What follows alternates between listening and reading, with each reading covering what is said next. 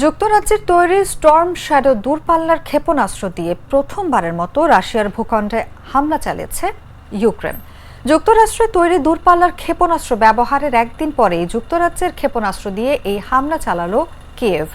British সংবাদ মাধ্যমগুলোর প্রতিবেদনে এই তথ্য উঠে এসেছে। টেলিগ্রামের রুশ যুদ্ধ প্রতিবেদকেরা জানিয়েছেন, ইউক্রেনের সীমান্তবর্তী কুরস্ক অঞ্চলে বুধবার এই হামলা হয়। শেয়ার করা ভিডিওতে অন্তত 14টি বড় বিস্ফোরণের শব্দ শোনা যায়, যা ক্ষেপণাস্ত্রের আঘাত বলে ধারণা করা হচ্ছে। এ বিষয়ে ব্রিটিশ প্রধানমন্ত্রী কিয়ার স্টারমারের কার্যালয় কোনো মন্তব্য করতে অস্বীকৃতি জানিয়েছে। এর আগে যুক্তরাজ্য জানিয়েছিল, স্টর্ম শ্যাডো ক্ষেপণাস্ত্র কেবল ইউক্রেনের ভূখণ্ডে ব্যবহারের অনুমতি দেওয়া হয়েছে। তবে রাশিয়ার ভেতরেও এই ক্ষেপণাস্ত্র ব্যবহারের জন্য অনুমতির জন্য যুক্তরাজ্য দীর্ঘদিন ধরে যুক্তরাষ্ট্রকে চাপ দিয়ে আসছিল।